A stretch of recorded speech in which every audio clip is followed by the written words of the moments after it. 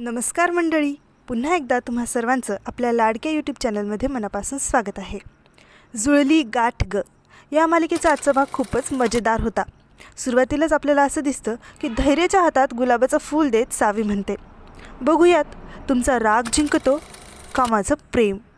तुम्ही खूप भारी आहात माहीत आहे मला, पण मी सुद्धा सावी आहे, जिंकल्याशिवाय मागे हटत नाही.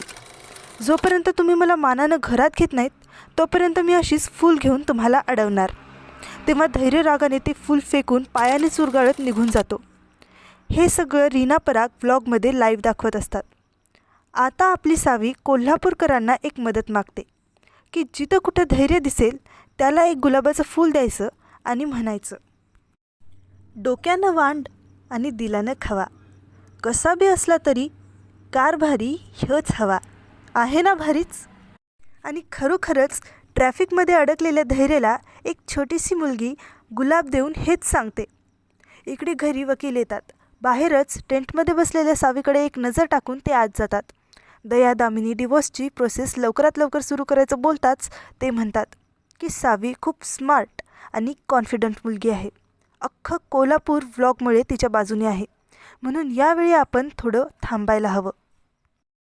तर सावीच्या घरी तिची आई केतनबरोबर बोलण्याचा प्रयत्न करते, पण काही उपयोग होत नाही. इकडे ऑफिसमध्ये पोहोचेपर्यंत धैर्याच्या हातात फुलांचा गुच्छच तयार झालेला असतो. तो डस्टबिनमध्ये फेकून देत धैर्य कसाबसा कामावर नेमकाच फोकस करत असतो. तेवढ्यात त्याचा पिऊनसुद्धा गुलाबाचं फूल घेऊन येतो आणि पुन्हा तेच, डोक्यानं वांड आणि दिल्यानं खवा, कसा बी असला तरी कारभारी ह्योच हवा, असं म्हणत धैर्याला सावीचा व्हिडिओ दाखवतो. ते पाहून धैर्य मनात म्हणतो, आत्ताच्या आत्ता जाऊन सावीचं हे नाटक बंद केले पाहिजे. तर तिकडे सावी, रीना आणि पराग त्या तंबूमध्ये गप्पा मारत बसलेले असतात. तेव्हा सावीला मुंबईहून एका आजीचा कॉल येतो. सावीच्या व्लॉगचं कौतुक करून ती म्हणते, तुझी सावीगिरी आम्हाला संपूर्ण महाराष्ट्रात पोहोचवायची आहे, त्यासाठी आम्ही तुझा एक इंटरव्ह्यू घेणार आहोत. सावीसुद्धा आनंदाने तयार होते. संध्याकाळ होते. धैर्य घरी जाण्यासाठी निघतो, तर बाहेर एक आजी त्याची वाट पाहत खूप वेळपासून बसलेली असते.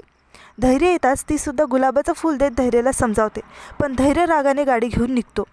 सावीच्या विचारातच गाडी चालवताना ती अडखळते आणि धैर्याचा मोबाईल खाली पडतो आणि त्यात रेडिओ सुरू होतो, ज्यात नेमका सावीचा इंटरव्ह्यू चालू असतो. धैर्य असा काही अडकलेला असतो की खूप प्रयत्न करूनही त्याला रेडिओ बंद करता येत नसतो ना मोबाईल शोधता येत असतो. शेवटी पूर्ण इंटरव्ह्यू त्याला ऐकावाच लागतो. धैर्य घरी येताच त्याला सगळीकडे फुलं दिसतात आणि दामिनी, विलास, भास्कर, दयामामा सगळे त्याला काय काय बोलून खूप भडकवतात.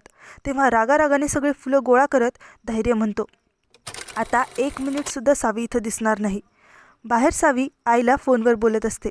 तेवढ्यात धैर्य ते फुलं खाली फेकून त्याच्यावर ॲसिड ओतून जाळून टाकतो आणि सावीला निघून जायला सांगतो.